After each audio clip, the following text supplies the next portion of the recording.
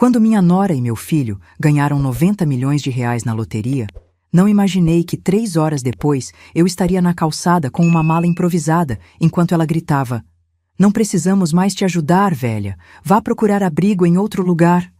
Mas foi só quando perguntei calmamente: "Você viu o nome que está assinado no verso do bilhete?" que seu sorriso congelou. Mas antes de continuar, confira se você já está inscrito no canal e escreva nos comentários: de onde você está assistindo este vídeo? Adoramos saber até onde nossas histórias estão chegando. Meu nome é Teresa Alvarez. Por quase 10 anos vivi sozinha após perder Ricardo, meu marido de 30 anos, para um infarto. Nossa casa de 3 quartos no subúrbio de Tampa se tornou grande demais para mim, mas cheia de memórias que me impediam de vendê-la.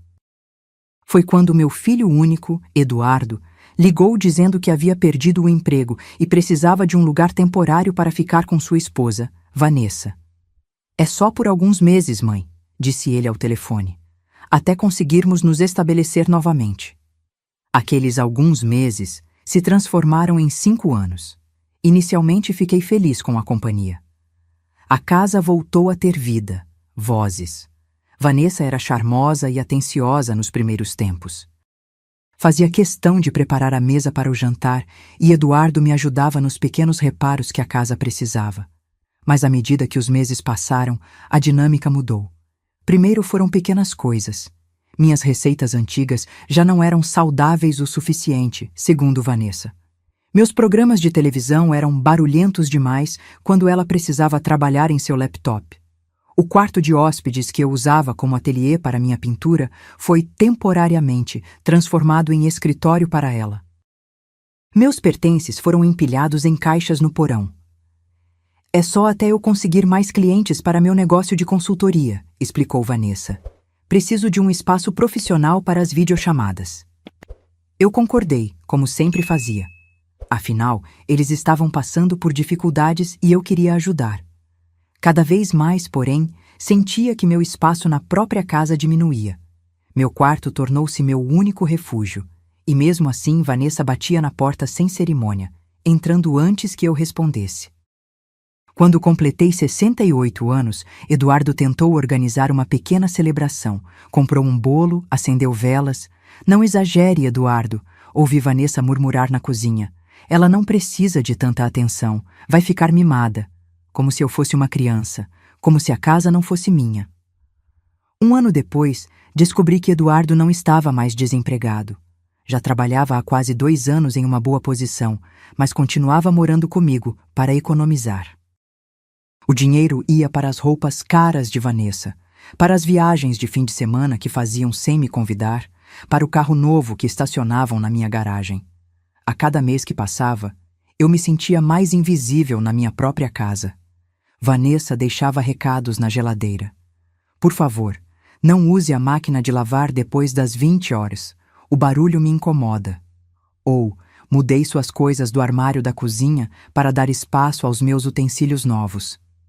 Tudo sem me consultar. Tudo como se a casa já fosse dela. Eu pagava as contas. Todas elas. Água, luz, internet, impostos da casa, com minha modesta aposentadoria de professora e algumas economias que Ricardo havia deixado. Enquanto isso, eles economizavam para o futuro. Numa quarta-feira fria de janeiro, acordei cedo como de costume. Preparei café da maneira que gostava, forte e com um pouco de canela, um dos poucos prazeres que ainda controlava. Na mesa da cozinha, vi o bilhete de loteria que havia comprado no dia anterior. Era algo que fazia ocasionalmente, usando sempre os mesmos números. O aniversário de Ricardo, o meu, o de Eduardo e a data do nosso casamento. Peguei o jornal que estava na porta e o abri na página dos resultados da loteria. Normalmente, mal verificava os números, era mais um hábito do que uma esperança real. Mas naquela manhã, meu coração quase parou. Conferi 1, 2, 3 vezes. Os 7 números coincidiam perfeitamente. Prêmio acumulado, 90 milhões de reais. Sentei-me, respirando com dificuldade. As mãos tremiam tanto que derramei café na mesa. Precisava me acalmar e pensar. Essa quantia mudaria tudo. Poderia me mudar para um lugar menor, mais adequado para mim. Poderia viajar, conhecer lugares que sempre sonhei. Poderia ajudar Eduardo de maneira sensata, talvez ajudar com a entrada de uma casa própria para ele. Todas as possibilidades passavam pela minha cabeça. Deixei o bilhete sobre a mesa, fui ao meu quarto e liguei para o banco.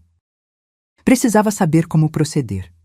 O gerente me orientou a guardar o bilhete em segurança e comparecer ao escritório central da Loteria Estadual para reivindicar o prêmio. Retornei à cozinha para guardar o bilhete, mas ele não estava mais lá. Procurei por toda parte, cada vez mais ansiosa. Foi então que ouvi gritos de excitação vindos da sala. Vanessa segurava o bilhete nas mãos, pulando e abraçando Eduardo. "Ganhamos, amor! Ganhamos!" gritava ela. 90 milhões! Não vamos precisar mais morar nesta casa velha. Eduardo parecia atordoado, mas sorria. "Como assim? De onde veio esse bilhete?" "Estava aqui na mesa", Vanessa respondeu agitada. "Alguém deve ter esquecido, mas não importa. É nosso agora." Parei na porta da sala, observando a cena. "Na verdade, o bilhete é meu", disse calmamente. "Comprei ontem e acabei de verificar os números. Eu ganhei." Os dois viraram-se para mim. Vanessa segurou o bilhete com mais força, seu sorriso vacilando por um momento. "Não seja ridícula, Teresa. Se fosse seu, estaria guardado. Você deixou na mesa da cozinha, praticamente abandonado." "Isso não muda o fato de que é meu", insisti. "Inclusive está assinado no verso, como sempre faço." Vi o pânico atravessar o rosto dela quando virou o bilhete e viu minha assinatura. Eduardo parecia desconfortável, olhando do bilhete para mim, sem saber o que dizer. "Isso não significa nada", disse Vanessa rapidamente. "Você mora conosco, cuidamos de você. O que é seu é nosso, somos uma família." A palavra família na boca dela soou como uma mentira. 5 anos de pequenas humilhações passaram pela minha mente. 5 anos sendo tratada como hóspede indesejada na minha própria casa. "Quero meu bilhete de volta, Vanessa", disse com uma firmeza que não sabia que ainda tinha. O que aconteceu em seguida foi como um pesadelo em câmera lenta. Vanessa mudou completamente. Seu rosto transformou-se em algo que eu nunca tinha visto antes. "Você acha mesmo que vou devolver?" riu ela, amarga. "Você já teve sua vida. É nossa vez agora. Eduardo e eu merecemos esse dinheiro mais que você." Eduardo finalmente interveio. "Vanessa, não podemos." "Cale a boca!" ela gritou para ele. "Você quer mesmo continuar sendo um fracassado dependente da mamãe? Esta é nossa chance."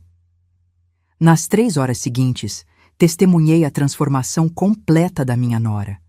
Ela fez chamadas para amigos, convidando-os para comemorar sua grande vitória.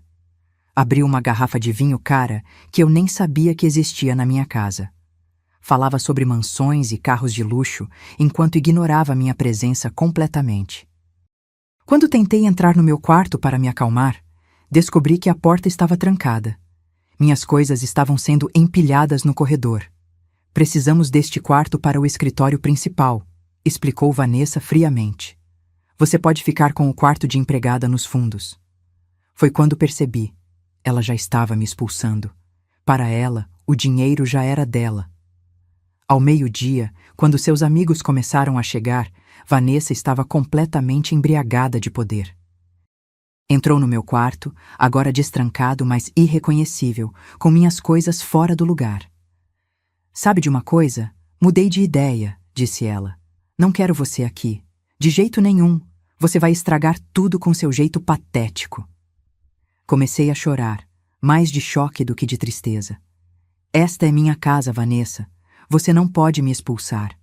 Seu rosto se contorceu em uma expressão de puro desprezo. "Observe", disse ela. Na hora seguinte, Vanessa jogou minhas roupas em uma mala velha. Fotografias familiares, lembranças de Ricardo, meus medicamentos, tudo foi enfiado sem cuidado. Seus amigos assistiam à cena como se fosse um espetáculo divertido, taças de vinho nas mãos, risos abafados nos cantos. Eduardo observava tudo da escada, o rosto pálido e o corpo inerte. Nossos olhares se cruzaram várias vezes, mas ele sempre desviava, incapaz de confrontar o que estava acontecendo, incapaz de defender a própria mãe.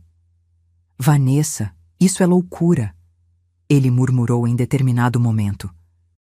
Não podemos simplesmente expulsar minha mãe. Não podemos? Respondeu ela, arrastando minha mala para a porta da frente. Acabamos de ganhar 90 milhões de reais. Podemos fazer o que quisermos. Quando tentei impedir que ela pegasse o álbum de casamento que Ricardo havia organizado com tanto carinho, Vanessa o arrancou das minhas mãos e o jogou na mala com tanta força que ouvi o estalo da capa rachando. Por favor, supliquei, ao menos me deixe levar minhas coisas adequadamente. Não temos tempo para isso, cortou Vanessa. Temos uma vida nova esperando por nós.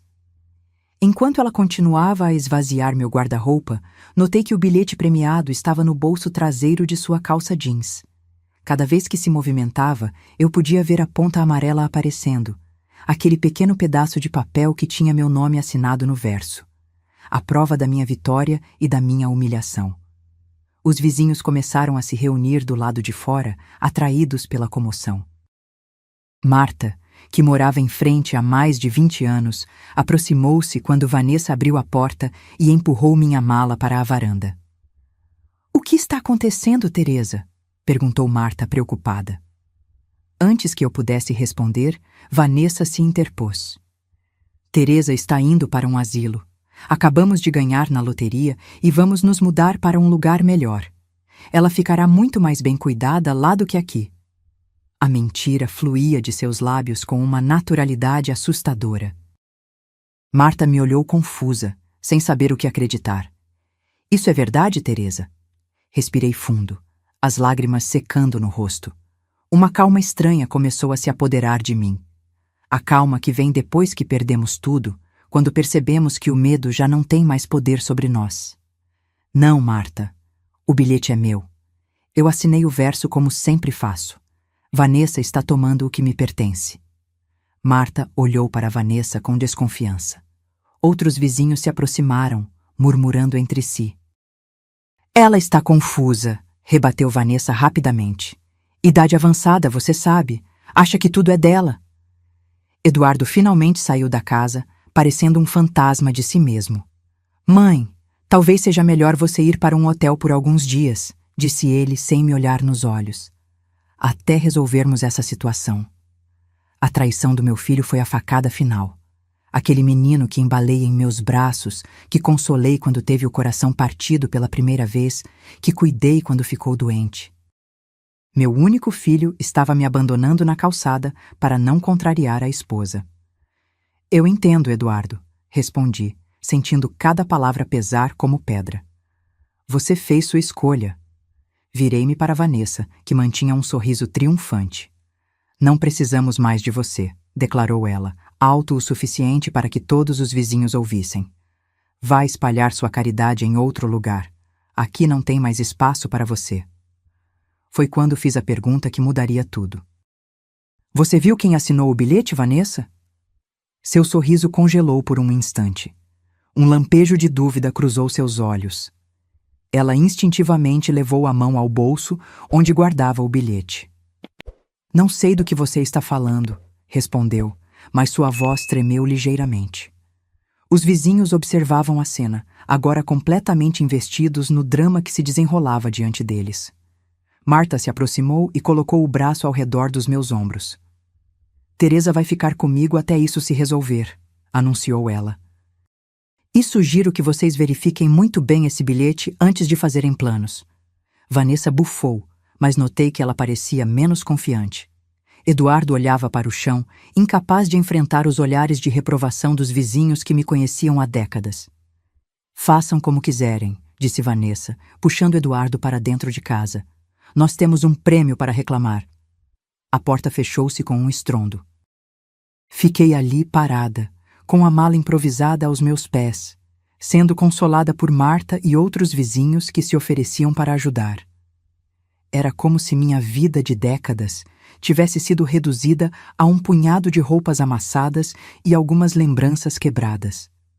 Naquela noite, deitada na cama de hóspedes de Marta, revisei mentalmente os eventos do dia enquanto fitava o teto desconhecido. Como tudo podia mudar tão rapidamente? Pela manhã, eu era uma viúva com uma vida modesta, mas digna, em sua própria casa. Agora estava desabrigada, traída pelo filho e roubada pela nora. Mas eu tinha uma vantagem que Vanessa não conhecia. Antes de deixar o bilhete na mesa, havia tirado uma foto dele com meu celular antigo, frente e verso, mostrando claramente minha assinatura. Também havia feito uma cópia do recibo de compra, que guardava na bolsa. Ricardo sempre me ensinou a ser precavida com documentos importantes. Nunca confie apenas na boa-fé das pessoas, Terry, dizia ele. Papéis assinados falam mais alto que promessas. No dia seguinte, enquanto Vanessa provavelmente planejava como gastar milhões que não eram dela, fui ao escritório central da Loteria Estadual. Expliquei a situação à atendente, uma mulher de meia idade com olhos compreensivos.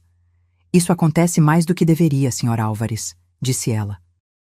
Vamos precisar de toda a documentação que comprove que o bilhete é seu. Apresentei a foto do bilhete com minha assinatura, o recibo de compra e meus documentos.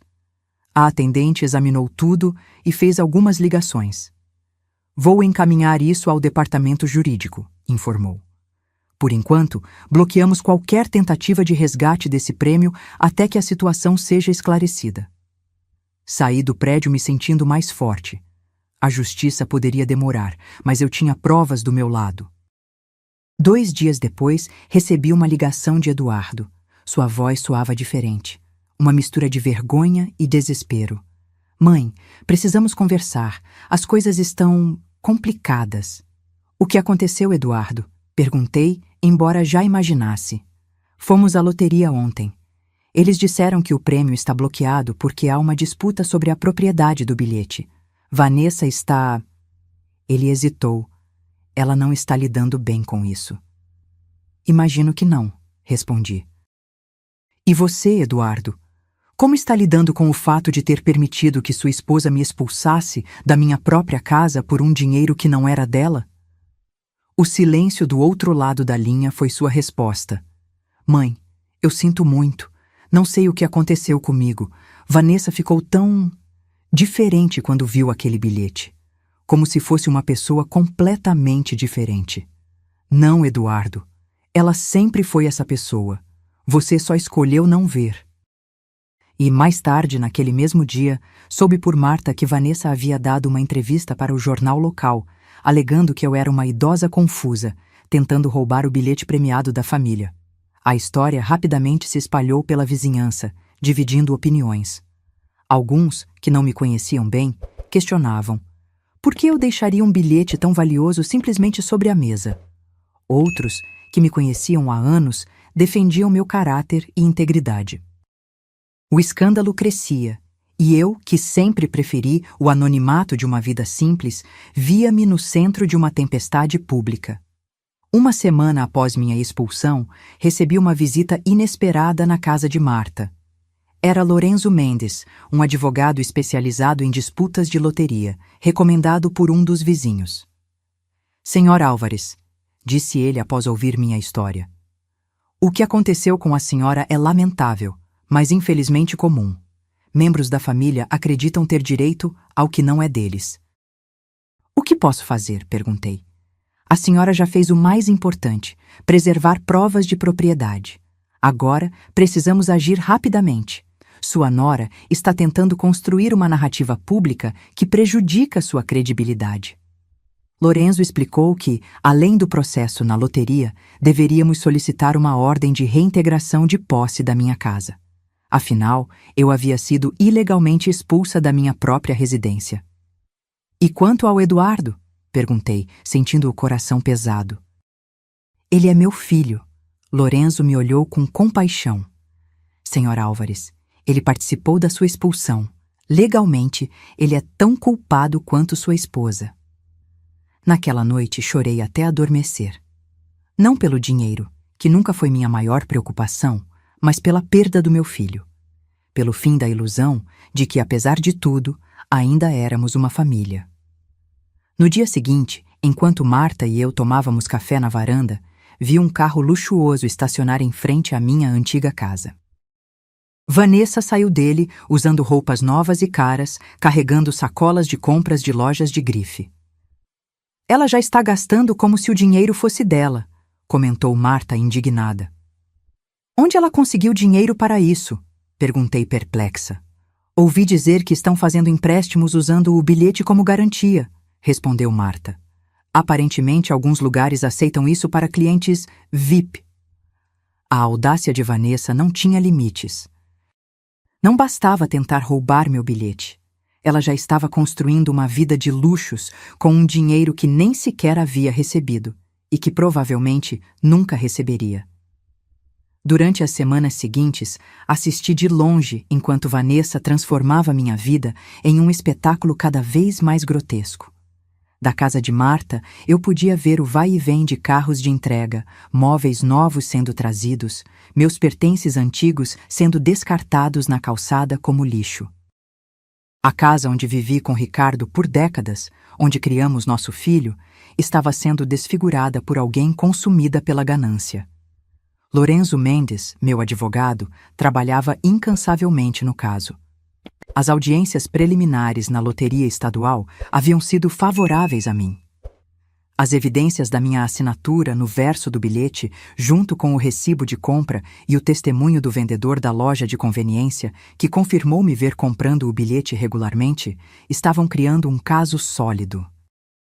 Eles estão em pânico, informou Lorenzo após uma audiência. A advogada deles tentou argumentar que, como vocês moravam juntos, os bens eram compartilhados. O juiz não ficou impressionado. E quanto à minha casa? Perguntei. Era o que mais me doía, ver meu lar sendo ocupado por pessoas que me traíram. Estamos progredindo. O juiz concedeu uma audiência de emergência para a próxima semana devido às circunstâncias incomuns. Enquanto isso, Eduardo tentou me contatar várias vezes.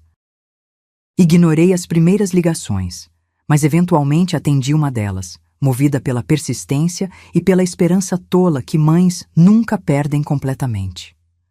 Mãe! Sua voz soava cansada, quase irreconhecível. As coisas estão saindo do controle. O que você esperava, Eduardo? Respondi, tentando manter a calma. Vocês me expulsaram da minha própria casa. Tentaram roubar meu prêmio e agora estão gastando dinheiro que não têm. Eu sei, ele suspirou profundamente. Vanessa. Ela está obcecada. Já gastou mais de 100 mil reais em crédito. Está convencida de que vai ganhar o caso de qualquer jeito. E você? O que acha que vai acontecer? Silêncio do outro lado da linha. Não sei mais, mãe. Sinto que acordei dentro de um pesadelo. Vanessa nem parece mais a mesma pessoa. Ontem ela gritou com o carteiro porque ele perguntou se a senhora Álvares ainda morava aqui. Parte de mim queria confortar meu filho, dizer que tudo ficaria bem.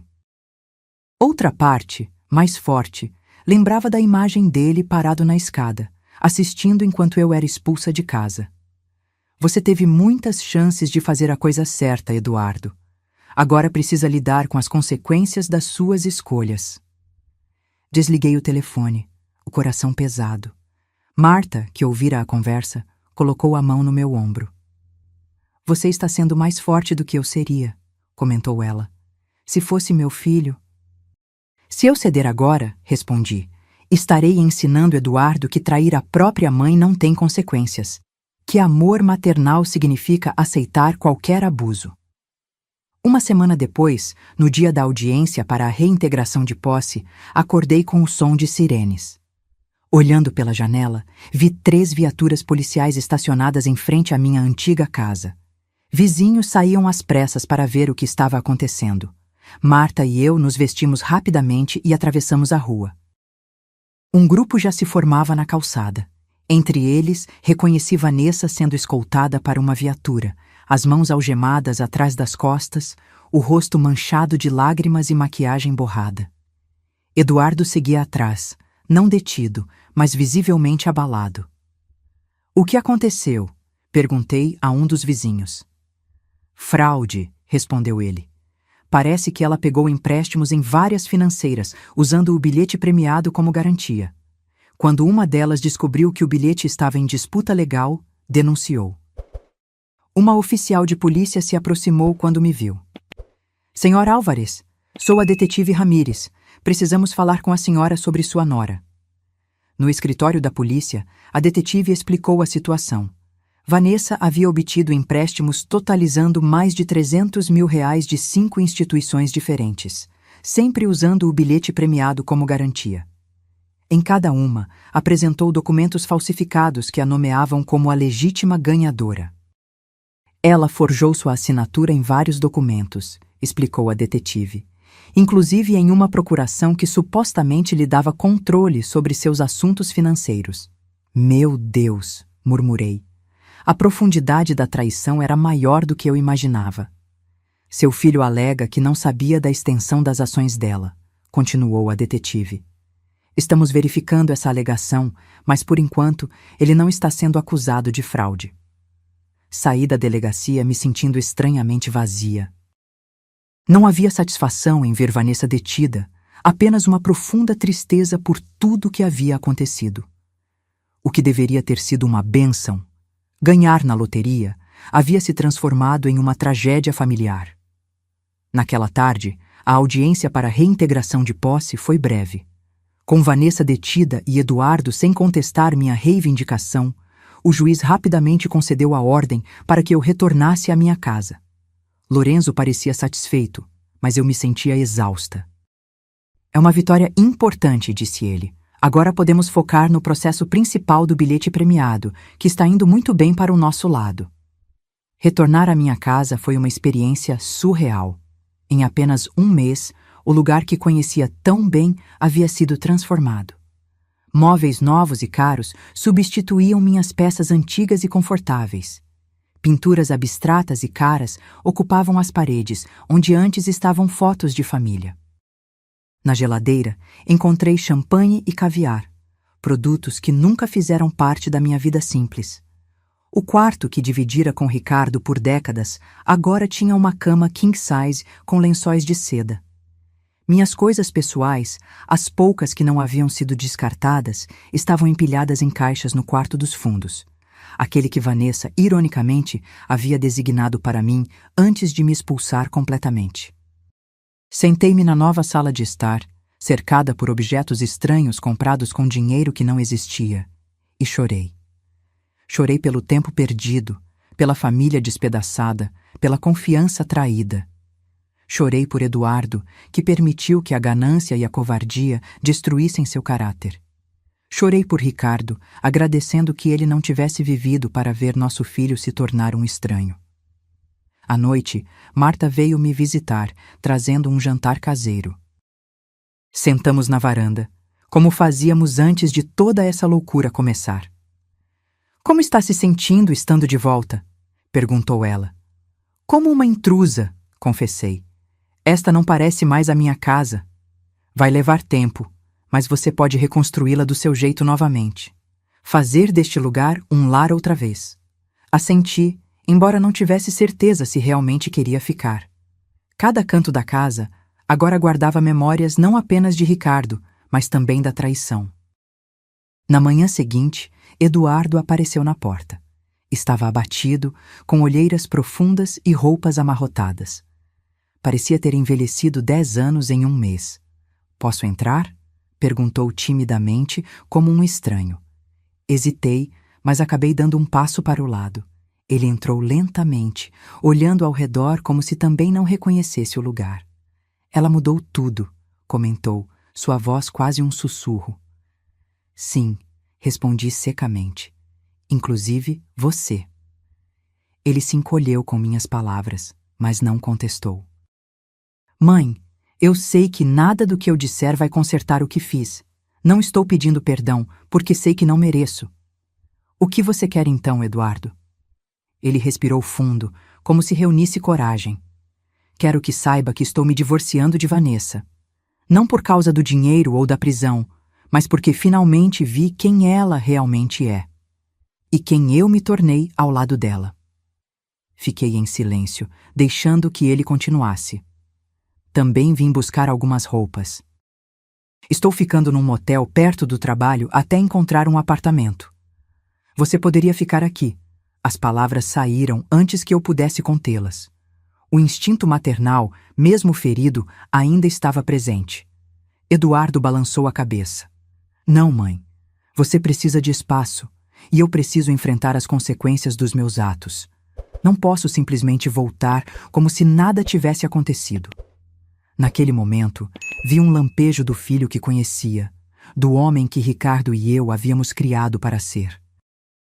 Um homem que, apesar de ter se perdido, ainda conseguia reconhecer seus erros. Vou te dar as chaves da casa na praia, ofereci. Aquela pequena que seu pai e eu comprávamos para o verão. Está vazia, precisa de limpeza, mas é um lugar para você ficar enquanto se reorganiza. Eduardo me olhou surpreso. A casa de Clearwater? Você ainda tem aquele lugar? Sim. Ricardo nunca quis vendê-la, e depois que ele se foi, não consegui me desfazer dela. Está lá, fechada, mas é sua se quiser. Obrigado, mãe, ele disse a voz embargada. Eu não mereço sua ajuda. Não estou fazendo isso por mérito, Eduardo. Estou fazendo porque, apesar de tudo, você é meu filho. Ele assentiu, sem tentar esconder as lágrimas que agora corriam livremente por seu rosto. Busquei as chaves da casa de praia numa gaveta que, milagrosamente, Vanessa não havia revirado. Entreguei a ele junto com algumas instruções sobre a manutenção que o lugar provavelmente precisaria. Quando Eduardo estava saindo, virou-se uma última vez. Mãe, sobre o bilhete. Eu sinto muito. Realmente sinto muito. Eu sei, respondi. Agora vai construir uma vida da qual possa se orgulhar. Após sua partida, caminhei pela casa, observando cada canto que precisava ser reclamado, cada espaço que precisava voltar a ser meu. O quarto principal, a cozinha, a sala de estar, todos exigiriam trabalho para apagar os traços da ocupação de Vanessa. Um passo de cada vez, murmurei para mim mesma, lembrando-me das palavras que Ricardo costumava dizer quando enfrentávamos desafios juntos. 2 semanas depois, a comissão da Loteria Estadual convocou uma audiência final para determinar a propriedade do bilhete. O processo havia sido acelerado devido à situação criminal de Vanessa, que permanecia detida, incapaz de pagar a fiança estabelecida.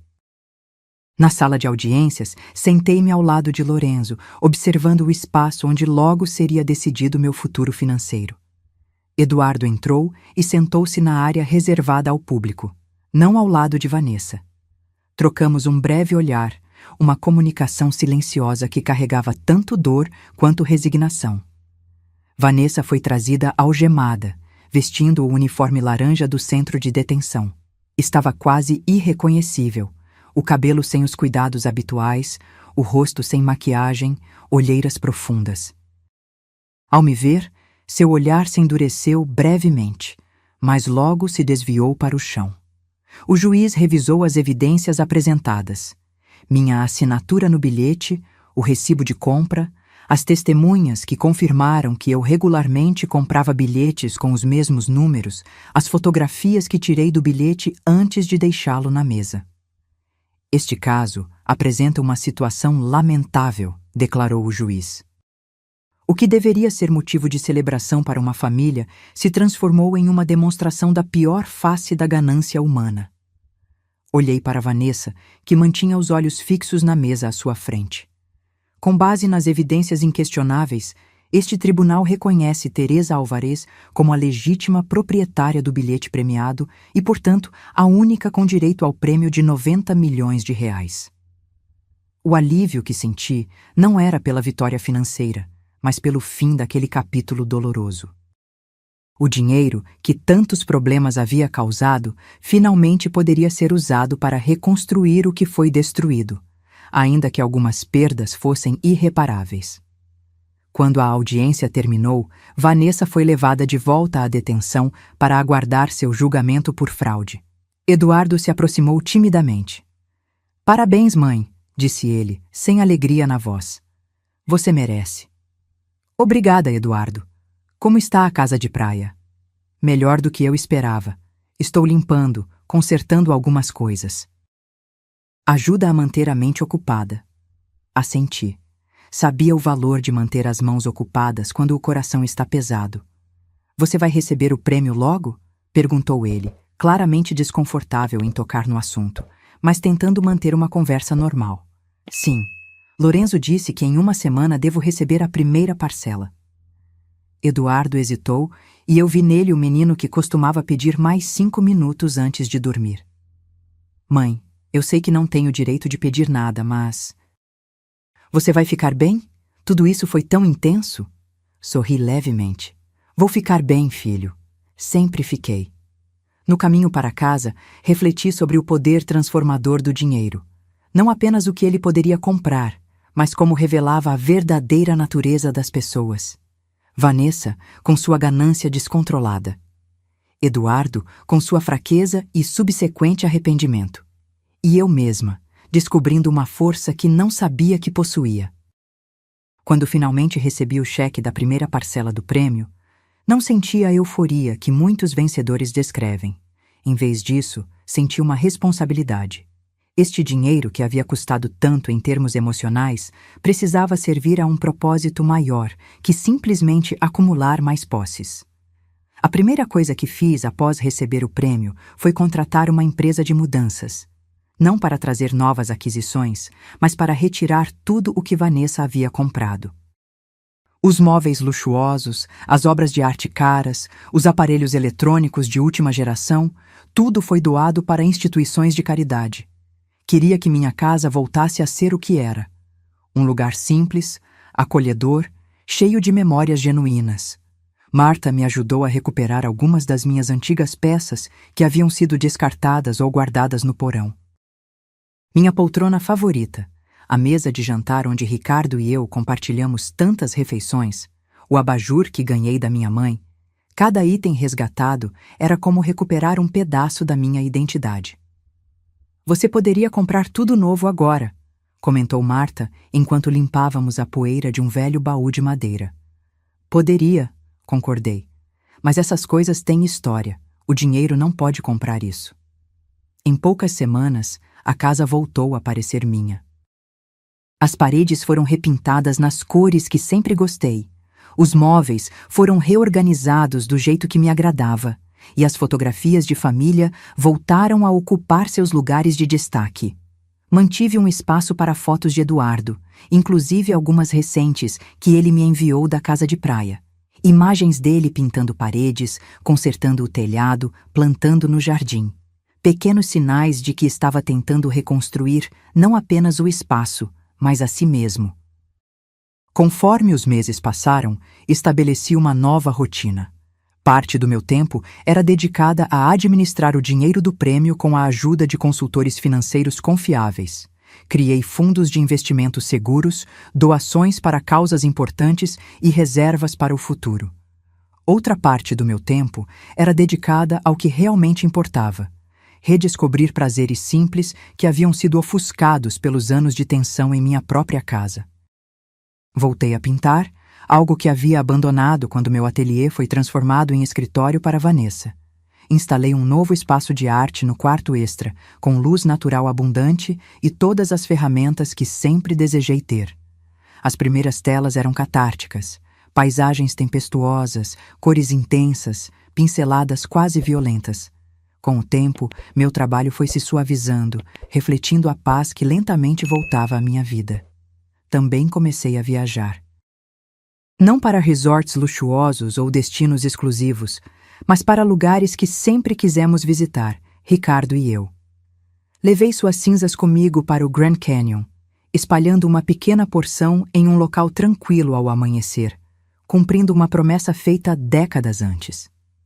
Visitei a pequena vila na Espanha de onde seus avós haviam imigrado, encontrando primos distantes que nos receberam como família há muito perdida. Em cada viagem, enviava postais para Eduardo. No início, eram apenas imagens dos lugares, com mensagens curtas e factuais. Com o tempo, comecei a compartilhar mais. Memórias de quando ele era criança, histórias sobre Ricardo que ele nunca havia ouvido, pequenas reflexões sobre a vida. Era uma forma de reconstruir nossa relação, palavra por palavra, sem pressão ou expectativas. Quanto a Vanessa, seu julgamento por fraude resultou em uma sentença de 3 anos. Eduardo me contou que havia finalizado o divórcio e que ela não contestou. Aparentemente, a experiência da prisão a havia transformado de alguma forma. Não senti alegria com seu infortúnio, apenas uma triste compreensão de como a ambição desmedida pode destruir vidas. 6 meses após receber o prêmio, decidi fazer algo significativo com parte do dinheiro. Criei uma fundação dedicada a apoiar idosos vulneráveis, especialmente aqueles em risco de abuso financeiro ou exploração por familiares. A Fundação Ricardo Álvares, nomeada em homenagem ao homem que me ensinou o valor da integridade, oferecia assistência jurídica, apoio emocional e recursos educacionais. A inauguração do primeiro centro de apoio coincidiu com meu aniversário de 69 anos. Marta organizou uma pequena celebração no jardim da minha casa, com poucos convidados, mas muita alegria. Para minha surpresa, Eduardo apareceu, trazendo um bolo que ele mesmo havia assado. Desajeitado, mas feito com carinho. Lembrei que você sempre dizia que presentes feitos à mão têm mais valor, explicou ele, embaraçado. E tem, confirmei, emocionada. Enquanto cortava o bolo, olhei ao redor para o pequeno grupo reunido ali. Amigos verdadeiros, vizinhos que me apoiaram nos momentos mais difíceis, e meu filho, tentando encontrar seu caminho de volta para a pessoa que ele costumava ser. Percebi que, apesar de tudo que havia perdido, eu havia ganho algo precioso, clareza sobre o que realmente importava na vida. O dinheiro havia transformado minha situação financeira, sim, mas a verdadeira transformação ocorreu em como eu me via e me posicionava no mundo. Não era mais a viúva solitária que aceitava ser diminuída em sua própria casa. Era uma mulher que havia enfrentado a tempestade e emergido mais forte, mais sábia, mais consciente do seu próprio valor. Numa tarde tranquila de outono, quase 1 ano após o início de toda a saga, recebi um envelope no correio. O remetente era o Centro de Reabilitação Feminino, onde Vanessa cumpria sua pena. Hesitei antes de abrir, preparando-me para qualquer coisa: acusações, manipulações, tentativas de despertar culpa. Mas o conteúdo me surpreendeu. Era uma carta escrita à mão, sem floreios ou dramatizações. Teresa, não espero seu perdão e não estou escrevendo para pedi-lo. Apenas senti que precisava reconhecer o mal que causei a você. A pessoa que eu me tornei naqueles dias me assusta. Não reconheço aquela mulher que expulsou você da sua própria casa, que mentiu, que fraudou, que manipulou. O tempo aqui dentro tem sido difícil, mas necessário. Estou frequentando terapia e tentando entender o que me levou a fazer o que fiz. A ganância, sim, mas também inseguranças mais profundas que nunca quis enfrentar. Sei que palavras são apenas palavras, especialmente vindas de alguém que traiu sua confiança tão completamente. Mas quero que saiba que sinto muito. Verdadeiramente. Vanessa. E guardei a carta em uma gaveta, sem responder imediatamente. Não estava pronta para perdoar. Talvez nunca estivesse completamente. Mas havia algo libertador em ver alguém que tanto mal me causou reconhecer seus erros sem tentar justificá-los. 2 semanas depois, enviei uma breve resposta. Vanessa, recebi sua carta. O reconhecimento do erro é o primeiro passo para a mudança verdadeira. Espero que você encontre paz e propósito, independentemente do caminho que escolher após cumprir sua sentença. Teresa. Era o mais próximo do perdão que eu podia oferecer naquele momento. Não por ela, mas por mim mesma, para deixar ir o ressentimento que, se alimentado, poderia consumir meu espírito tanto quanto a ganância consumiu o dela. Na primavera seguinte, decidi fazer uma mudança significativa. A casa onde vivi com Ricardo, a mesma que havia sido tomada e depois reclamada, carregava muitas lembranças, algumas doces, outras dolorosas demais. Após muita reflexão, coloquei-a à venda. Tem certeza disso? Perguntou Marta, preocupada que eu estivesse tomando uma decisão impulsiva. Tenho, respondi com convicção. Esta casa serviu ao seu propósito. Abrigou uma família, testemunhou amor e traição, alegrias e tristezas. Mas agora quero um lugar que seja só meu, sem fantasmas do passado. Comprei uma casa menor, mais próxima ao oceano, algo que sempre sonhei, mas nunca considerei possível. Um lugar luminoso, com grandes janelas que enquadravam o horizonte marinho, um pequeno jardim onde plantei flores coloridas e ervas aromáticas, e um estúdio de pintura onde a luz natural criava efeitos mágicos nas telas. Eduardo me ajudou com a mudança, carregando caixas, montando móveis, pendurando quadros exatamente onde eu queria. Nossos diálogos ainda eram por vezes tensos, marcados por silêncios carregados de lembranças dolorosas, mas estávamos aprendendo a construir uma nova relação, mais honesta, com limites mais claros e respeito mútuo. Gosto deste lugar, comentou ele, enquanto ajudava a organizar meus livros em uma estante nova. Combina com você. Como assim? Perguntei curiosa. É sereno, mas tem personalidade. Parece autêntico. Sorri, tocada por suas palavras. Era exatamente o que eu buscava. Um espaço que refletisse quem eu me tornara após toda a turbulência. Em uma das prateleiras, coloquei uma pequena caixa de madeira entalhada que Ricardo me dera em nosso 10º aniversário de casamento. Dentro dela, guardei o bilhete de loteria que mudou tudo, não como símbolo da fortuna financeira, mas como lembrete do valor da dignidade e da força interior. A vida seguiu seu curso. Eduardo permaneceu na casa de praia, transformando-a gradualmente em seu próprio refúgio. Eventualmente, conheceu uma mulher gentil, professora como eu havia sido, e começaram um relacionamento cauteloso. Quando ele a trouxe para me conhecer, observei cuidadosamente sua interação. O respeito mútuo, a comunicação clara, a ausência da dinâmica tóxica que havia marcado seu casamento anterior. "O que acha dela?" perguntou-me depois, ansioso por minha aprovação.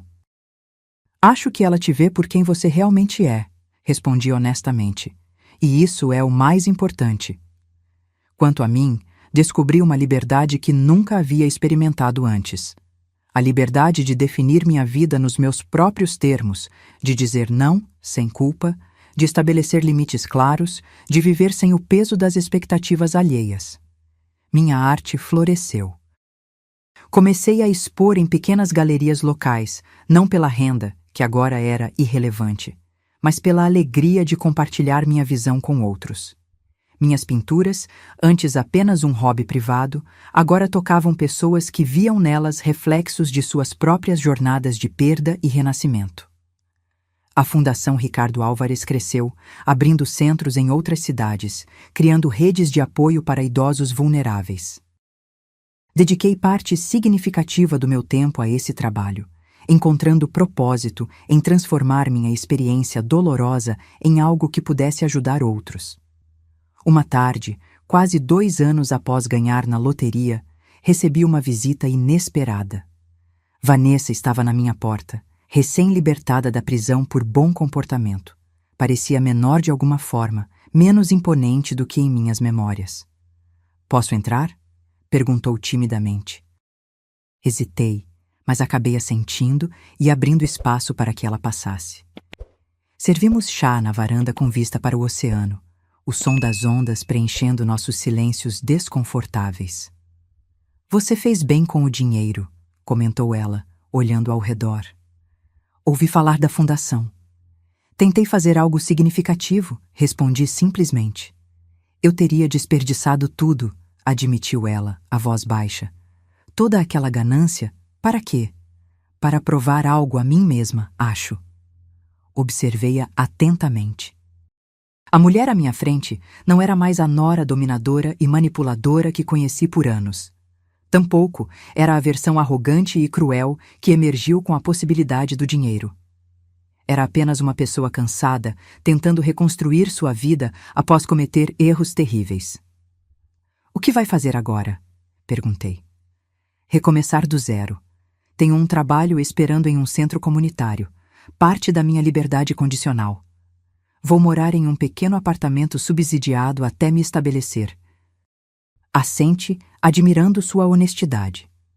Vim para dizer duas coisas, continuou ela. Primeiro, para me desculpar pessoalmente pelo que fiz. Sei que palavras não apagam ações, mas precisava dizê-las olhando nos seus olhos. E a segunda coisa? Perguntei. Agradecer, respondeu ela, surpreendendo-me. Você poderia ter me denunciado por muito mais coisas. Poderia ter feito questão de aumentar minha sentença, mas não fez isso. Não vi propósito em buscar vingança, expliquei. Já havia sofrimento suficiente. Quando Vanessa se foi, fiquei na varanda observando o sol começar a se pôr sobre o oceano. Refleti sobre como um simples bilhete de loteria havia exposto verdades que talvez eu nunca tivesse conhecido de outra forma.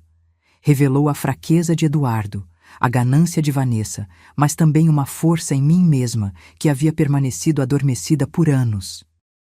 O dinheiro, que tantos veem como solução para todos os problemas, havia sido apenas um catalisador, amplificando o que já existia em cada um de nós, trazendo à superfície nossos verdadeiros valores, prioridades e caráter.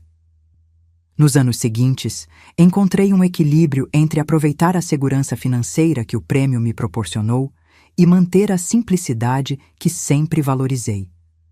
Viajava ocasionalmente, sempre buscando experiências autênticas em vez de luxo vazio. Doava generosamente para causas que tocavam meu coração, principalmente aquelas relacionadas a idosos e educação. Investia em arte local, apoiando artistas emergentes que me lembravam de mim mesma décadas atrás. Mas as maiores riquezas da minha vida pós-loteria não tinham nada a ver com dinheiro. Eram os momentos de conexão genuína. As tardes pintando com outras artistas que se tornaram amigas, os almoços de domingo com Eduardo e, eventualmente, seus filhos gêmeos, as conversas profundas com participantes da fundação que compartilhavam suas próprias histórias de resiliência.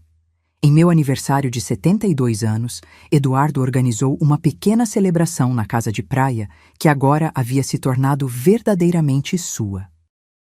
O lugar estava irreconhecível. As paredes descascadas agora eram de um azul sereno. O jardim antes abandonado florescia com plantas nativas e uma varanda ampla havia sido construída com vista para o mar. Você transformou este lugar, comentei, admirando o trabalho que ele havia feito com as próprias mãos. Aprendi com você, respondeu ele, sobre reconstruir, sobre recomeçar. Sua nova família estava presente, a esposa gentil, agora grávida do terceiro filho, e os gêmeos de 4 anos correndo pelo jardim. Marta veio com seu novo companheiro, um viúvo que conhecera em um dos eventos da fundação. Alguns vizinhos, tanto os antigos quanto os novos, também se juntaram à celebração. Durante o jantar, Eduardo ergueu sua taça para um brinde. A minha mãe, disse ele, a voz firme, mas emocionada, que nos ensinou que a verdadeira fortuna não está no que possuímos, mas em quem escolhemos ser nos momentos mais difíceis.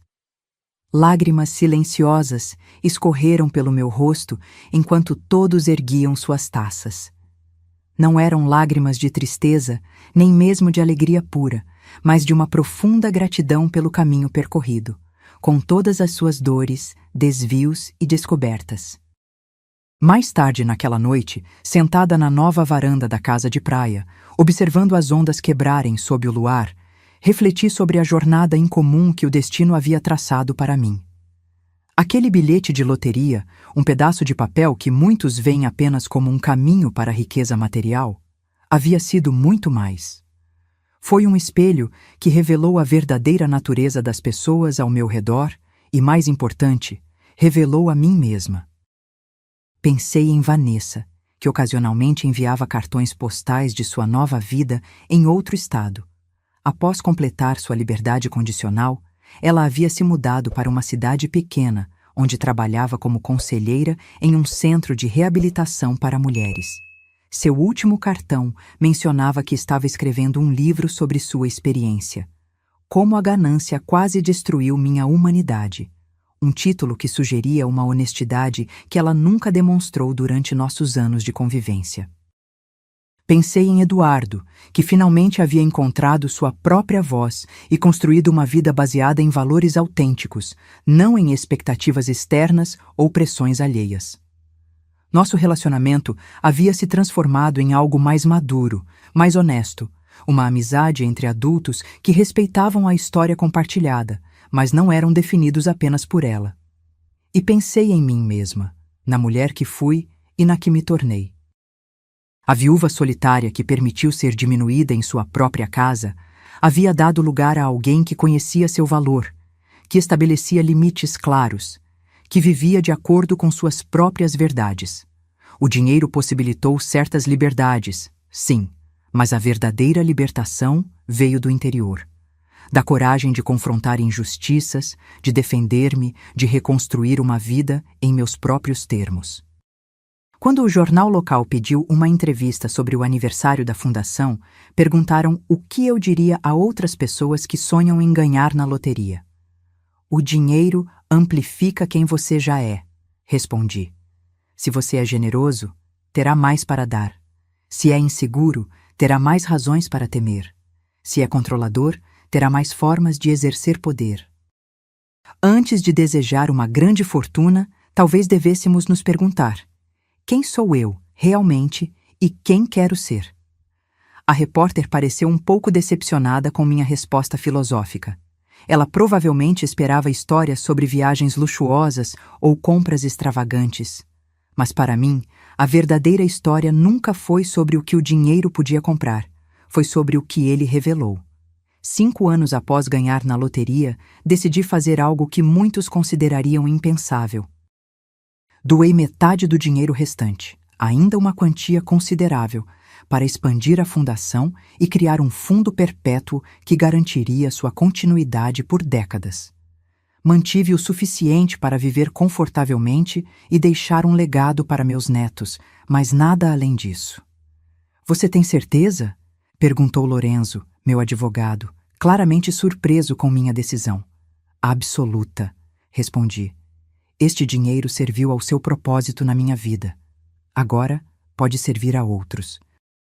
Numa tarde tranquila de primavera, enquanto pintava na varanda de minha casa à beira-mar, recebi um envelope. Era de Vanessa. Não um cartão postal desta vez, mas uma carta formal, acompanhada de uma cópia do manuscrito de seu livro, que seria publicado no mês seguinte.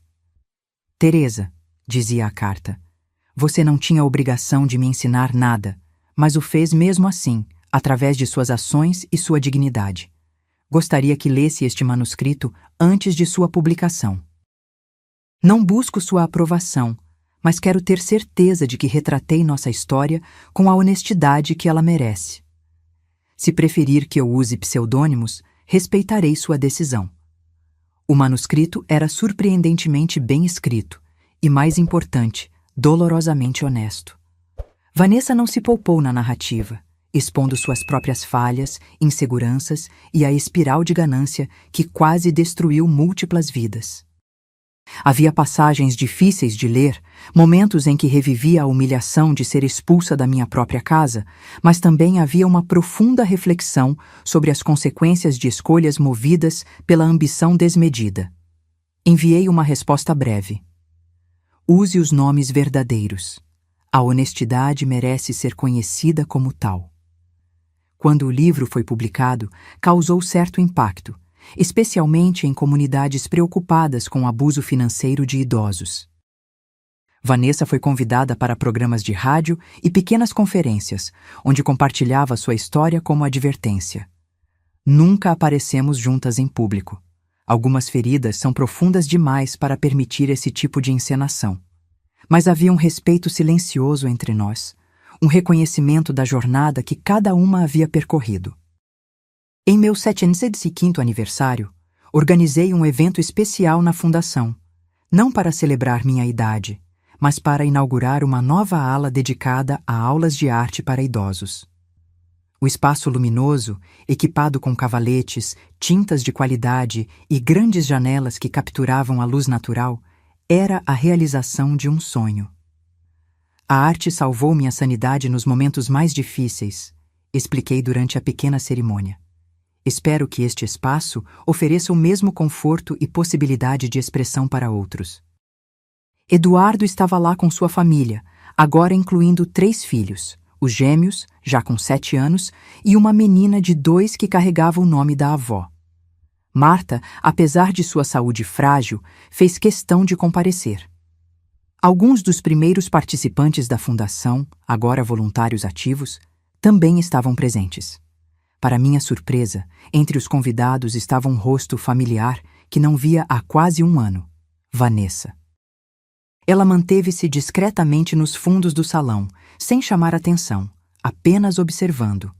Quando nossos olhares se cruzaram, ela inclinou levemente a cabeça em um gesto silencioso de respeito, que retribuí da mesma forma.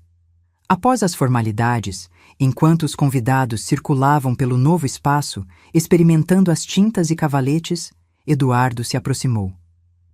"Você viu quem está aqui?" perguntou, a tensão evidente em sua voz. "Vi", respondi calmamente. "Como se sente sobre isso?"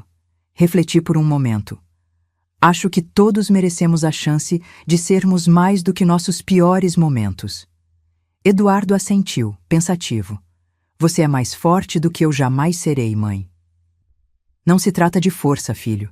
É sobre escolher que tipo de história quero criar com o tempo que me resta. Uma história de amargura ou uma de crescimento." Mais tarde, quando a maioria dos convidados já havia partido, Vanessa se aproximou timidamente. "É um espaço lindo", comentou, indicando a sala de arte. "Você sempre teve olho para a beleza." "Obrigada por vir", respondi simplesmente. Não tinha certeza se seria bem-vinda. "Nem eu", admiti honestamente. "Mas estou aprendendo que a vida é muito curta para carregarmos rancores eternos." Ela sorriu tristemente. "Meu livro está gerando boas conversas. Pessoas estão refletindo sobre suas próprias relações familiares, sobre dinheiro, sobre ambição." "Que bom." Algo positivo surgindo de toda aquela dor. Ficamos em silêncio por alguns momentos, observando os últimos convidados experimentarem as tintas, criando pequenas obras coloridas com entusiasmo infantil. "Você sabe", disse ela finalmente, "quando aquele bilhete apareceu na mesa, pensei que fosse a resposta para tudo, que todo aquele dinheiro me traria felicidade imediata. E agora? Agora sei que ele apenas acelerou o inevitável. Mostrou quem eu realmente era naquele momento. Quem Eduardo era." "Quem você era?" Assenti, porque era exatamente o que eu também havia concluído. "Teresa", continuou ela, a voz baixa, "obrigada por não me odiar eternamente. Você teria todo o direito." "Não odiar não é o mesmo que perdoar completamente", respondi honestamente. "Mas estamos ambas seguindo em frente, e isso é o que importa." Quando Vanessa foi embora, fiquei observando o salão quase vazio, os cavaletes ainda com pintura secando, as janelas refletindo o sol da tarde. Pensei em como a vida toma caminhos inesperados e como somos testados, não pelos eventos em si, mas por como respondemos a eles. O bilhete de loteria, que por tanto tempo simbolizou o pior da natureza humana, havia, ironicamente, aberto caminho para algo melhor, para Eduardo encontrar sua verdadeira força, para Vanessa confrontar seus demônios, para eu descobrir uma versão de mim mesma que não sabia existir. Na semana seguinte, recebi um convite inesperado. Uma universidade local queria que eu falasse para alunos de serviço social sobre minha experiência com abuso financeiro de idosos e como isso motivou a criação da fundação. Inicialmente hesitei. Nunca fui confortável falando em público, mas algo me dizia que compartilhar minha história poderia ajudar outros que estavam sofrendo em silêncio, como eu havia feito por tantos anos. O auditório estava surpreendentemente cheio quando cheguei. Estudantes jovens, professores de meia-idade e até alguns idosos que pareciam ter vindo especificamente para ouvir minha história. A coordenadora do evento me apresentou como uma sobrevivente que transformou sua experiência traumática em apoio para outros. Quando subi ao palco, minhas mãos tremiam ligeiramente, mas minha voz permaneceu firme. Contei minha história sem dramatizações desnecessárias. A morte de Ricardo, os anos de erosão lenta da minha autoridade na própria casa, a descoberta do bilhete premiado, a cruel expulsão e, finalmente, a reconstrução de minha vida e identidade. Muitas pessoas pensam que ganhar na loteria é o fim de todos os problemas, disse a plateia atenta. Mas dinheiro não cria nem resolve problemas fundamentais de caráter. Apenas os amplifica. Ué. Após a palestra, uma fila de pessoas se formou para falar comigo. Muitos eram idosos compartilhando experiências semelhantes, filhos que tomavam decisões financeiras sem consultá-los, noras e genros que os tratavam como fardos, a sensação gradual de invisibilidade dentro das próprias famílias. Uma senhora idosa segurou minhas mãos com força. Obrigada por dar nome ao que passei. Por anos pensei que era normal, que era ingratidão minha querer mais respeito. Um homem, em seus 80 anos, contou como havia entregado procuração financeira ao filho, apenas para descobrir que ele estava drenando suas economias para investimentos arriscados. Tive vergonha de admitir que meu próprio filho estava me explorando, confessou, os olhos marejados. Seu discurso me deu coragem para buscar ajuda. Cada história reforçava minha convicção de que a fundação estava preenchendo uma necessidade vital e que minha experiência dolorosa tinha um propósito maior. Ricardo sempre dizia que não existem coincidências, apenas lições disfarçadas. Talvez ganhar na loteria e enfrentar toda aquela traição tenha sido a lição que eu precisava para encontrar minha verdadeira vocação nos anos dourados da minha vida. Nos anos que se seguiram, dividi meu tempo entre o trabalho na fundação, minha arte, que agora era exposta regularmente em pequenas galerias, e momentos preciosos com a família que foi reconstruída das cinzas da traição. Eduardo e seus filhos, Marta e outros amigos que se tornaram praticamente família. Eduardo finalizou seu divórcio e, gradualmente, reconstruiu sua vida, focando em ser um bom pai e redescobrir sua própria identidade além do casamento fracassado. A casa de praia se tornou seu refúgio e, eventualmente, seu lar permanente. Ele se casou novamente anos depois, com uma mulher gentil e compreensiva que nunca tentou apagar o passado, mas ajudou-o a construir um futuro melhor. Quanto a Vanessa, seu livro alcançou um sucesso modesto, principalmente em círculos acadêmicos e assistenciais. Ela se tornou uma voz respeitada em discussões sobre ética financeira familiar e exploração de idosos, usando sua própria história como alerta. Nossos caminhos raramente se cruzavam, mas quando acontecia, havia um respeito mútuo silencioso. Um reconhecimento de quão longe ambas havíamos chegado desde aqueles dias sombrios. Em meu 800º aniversário, olhei ao redor da sala cheia de amigos, família e colegas da fundação, e senti uma profunda gratidão. Não pelo prêmio da loteria em si, que havia se tornado apenas um detalhe em minha história de vida, mas pelo que aprendi através da tempestade que ele desencadeou. Aprendi que dignidade não tem preço. Aprendi que verdadeiros relacionamentos sobrevivem às piores tempestades. Aprendi que nunca é tarde demais para redescobrir sua própria voz. E, acima de tudo, aprendi que nossa verdadeira fortuna não está em contas bancárias ou propriedades, mas em quem nos tornamos face à adversidade. Aquele bilhete de loteria, um simples pedaço de papel que muitos veem como um caminho para a felicidade instantânea, havia revelado a verdade sobre cada pessoa em minha vida, incluindo a mim mesma. E essa verdade, por mais dolorosa que tenha sido inicialmente, tornou-se o fundamento sobre o qual construí uma vida mais autêntica e significativa do que qualquer quantia de dinheiro poderia comprar. A vida, brindei, erguendo minha taça de champanhe em meu aniversário de 80 anos, cercada por aqueles que realmente importavam. Não pelos presentes que ela nos dá, mas pelas verdades que ela nos revela. Enquanto observava os rostos sorridentes ao meu redor, Eduardo agora com fios grisalhos, seus filhos já adultos jovens, amigos de longa data e novos companheiros de jornada. Percebi que havia encontrado algo muito mais valioso do que os 90 milhões de reais do prêmio. Havia encontrado paz. Havia encontrado propósito. Havia encontrado minha verdadeira fortuna. Quando completei 85 anos, a Fundação Ricardo Alvarez estava presente em 7 estados, oferecendo assistência a milhares de idosos vulneráveis anualmente. Meu rosto, agora marcado por rugas que contavam histórias de dor e alegria em igual medida, aparecia ocasionalmente em publicações sobre filantropia e proteção aos direitos dos idosos. A história do bilhete de loteria havia se tornado quase mítica.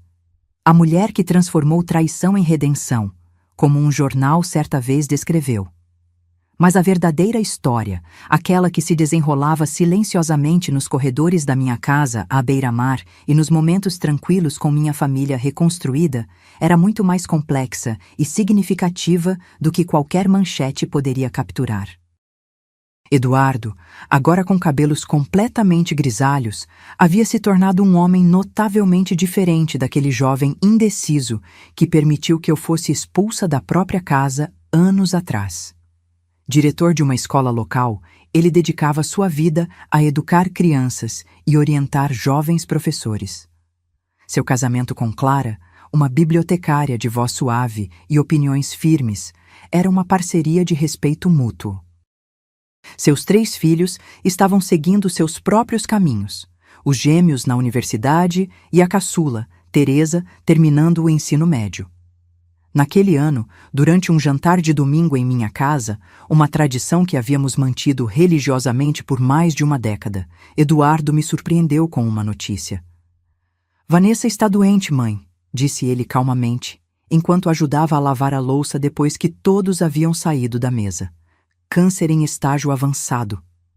Senti um aperto no peito. Apesar de tudo o que havia acontecido entre nós, a notícia da doença de Vanessa me afetou mais do que esperava. Sinto muito em ouvir isso, respondi sinceramente. Ela está recebendo tratamento adequado? Eduardo assentiu. Sim, mas os médicos não são muito otimistas. Ela perguntou por você. Olhei para ele surpresa. Não para pedir nada, ele esclareceu rapidamente. Apenas queria saber como você está. Disse que tem pensado muito sobre o passado. Fiquei em silêncio por um momento, absorvendo a informação. A mulher que uma vez me expulsou da minha própria casa, que tentou roubar o que era legitimamente meu, que causou tanta dor à nossa família, agora enfrentava sua própria mortalidade. Vou visitá-la, decidi finalmente. Eduardo me olhou surpreso. Tem certeza, mãe? Você não tem nenhuma obrigação. Não estou fazendo por obrigação, Eduardo. Estou fazendo por mim mesma. Na semana seguinte, fiz a viagem de 2 horas até o hospital onde Vanessa estava internada. O corredor antisséptico, com seu cheiro característico de desinfetante e desesperança, trouxe memórias dolorosas dos últimos dias de Ricardo. Respirei fundo antes de bater na porta do quarto 317. Entre. Uma voz fraca respondeu. Vanessa estava quase irreconhecível. Seu corpo, antes cheio de energia e arrogância, agora parecia frágil e diminuído contra os travesseiros brancos do hospital. O cabelo, que ela sempre mantivera impecavelmente arrumado, havia caído devido à quimioterapia, substituído por um lenço colorido. Seus olhos, no entanto, ainda tinham aquela intensidade característica, embora agora contivessem mais sabedoria do que ambição. Teresa, ela murmurou claramente surpresa. Você veio? Sim, respondi simplesmente, sentando-me na cadeira ao lado da cama. Eduardo me contou sobre sua condição. Um silêncio desconfortável pairou entre nós. Não éramos mais inimigos, mas tampouco éramos amigos. Éramos 2 mulheres que haviam compartilhado uma história complexa e dolorosa, agora reunidas em um momento de vulnerabilidade extrema. Não esperava que você viesse, disse ela finalmente. Não depois de tudo. A vida é curta demais para guardar rancor eternamente, respondi, surpreendendo a mim mesma com a serenidade em minha voz. E todos nós cometemos erros. Vanessa deu uma risada fraca que logo se transformou em tosse. Alguns erros são maiores que outros. O que eu fiz com você está no passado, interrompi suavemente. Você já pagou por isso de muitas formas. Lágrimas silenciosas começaram a escorrer pelo rosto de Vanessa. Sabe o que é irônico? Todo aquele dinheiro que eu tanto queria, agora não significa nada. Não pode comprar mais tempo. Não pode apagar o que fiz. Segurei sua mão magra, sentindo as veias proeminentes sob a pele fina. Mas você fez algo com o tempo que teve depois. O livro, as palestras, ajudar outras pessoas a reconhecerem a ganância antes que ela os destruísse. Tentei, ela assentiu fracamente. Tentei transformar aquela vergonha em algo útil. Conversamos por quase 1 hora. Não sobre o passado. Ambas sabíamos essa história bem demais, mas sobre como havíamos crescido a partir dele. Sobre os pequenos momentos de graça que havíamos encontrado em nossas vidas separadas. Sobre as lições que aprendemos da maneira mais difícil. Antes de sair, Vanessa segurou minha mão uma última vez. Teresa, disse ela, a voz agora apenas um sussurro. Obrigada por ser a pessoa que você é, por não permitir que o que aconteceu te tornasse amarga. Você tinha todo o direito de me odiar para sempre. O ódio só prejudicaria a mim mesma, respondi honestamente, e já passei tempo demais permitindo que outros determinassem minha felicidade. Saí do hospital com uma sensação estranha de encerramento. Não havia perdoado completamente Vanessa. Algumas feridas são profundas demais para cicatrizar completamente, mas havia feito as pazes com aquele capítulo da minha vida. Vanessa faleceu 3 semanas depois. O funeral foi pequeno, principalmente ex-colegas da organização onde ela trabalhava e alguns amigos. Eduardo compareceu, e eu também, permanecendo discretamente nos fundos da capela.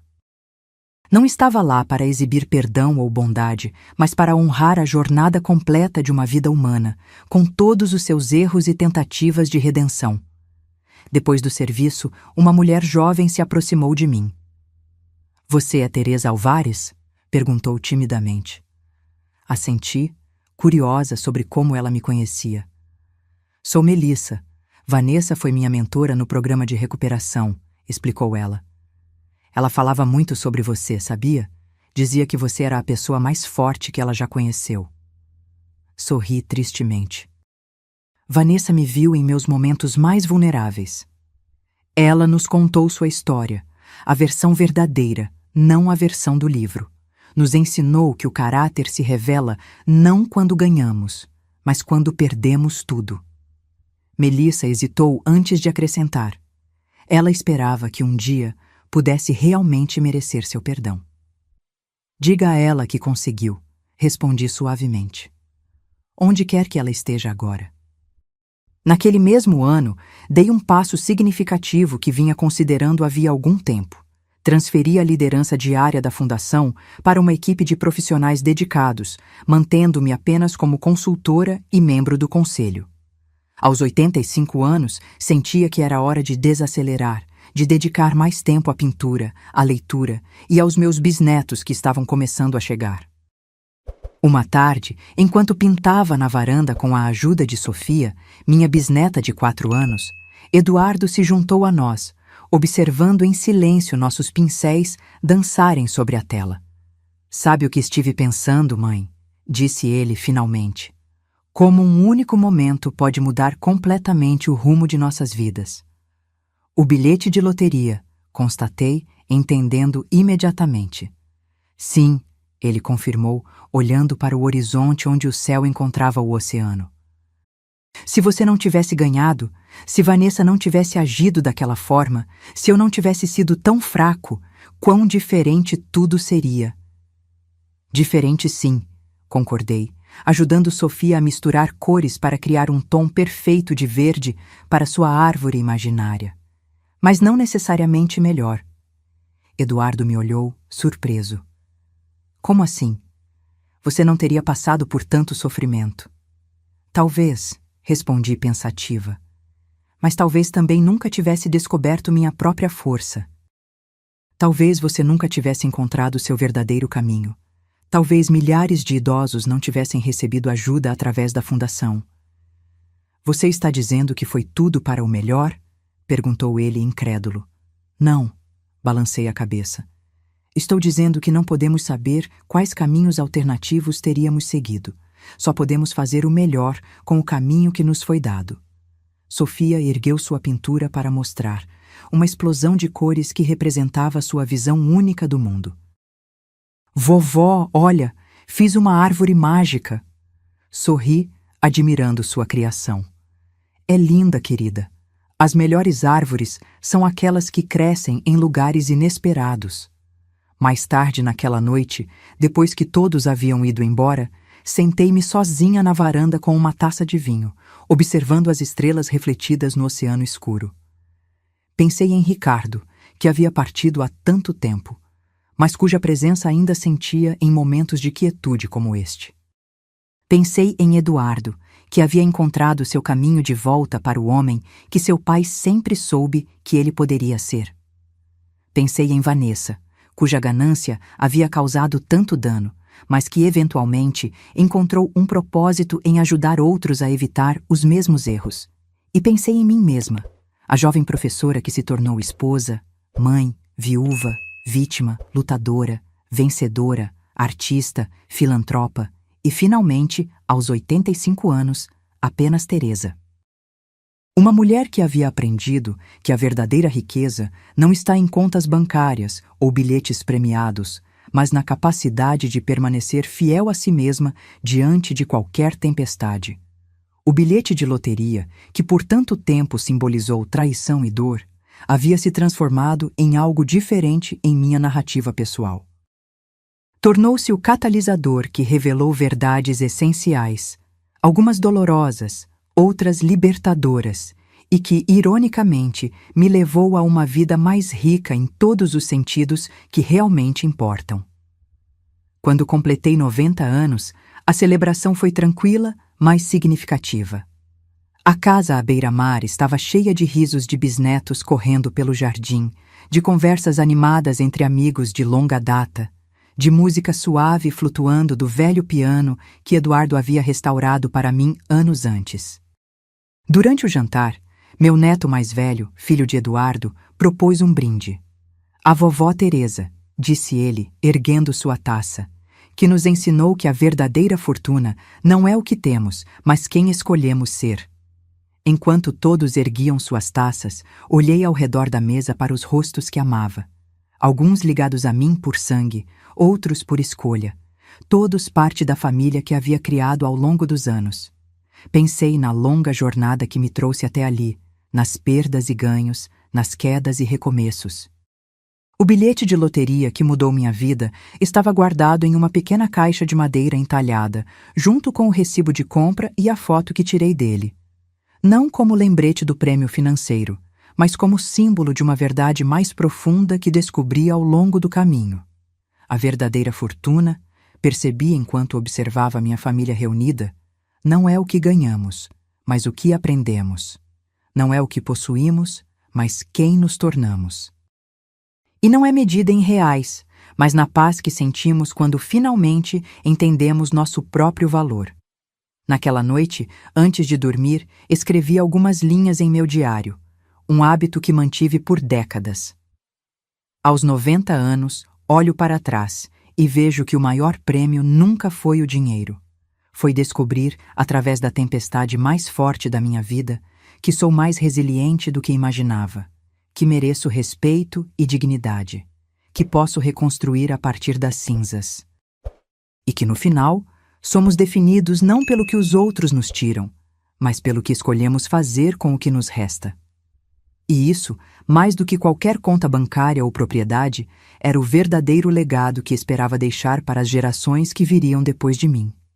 A compreensão de que nossa verdadeira fortuna reside dentro de nós, esperando para ser descoberta mesmo, e talvez especialmente, nos momentos mais desafiadores de nossas vidas. Agora, se você gostou dessa história, clica em S inscrever e me diz nos comentários qual parte te deixou de queixo caído.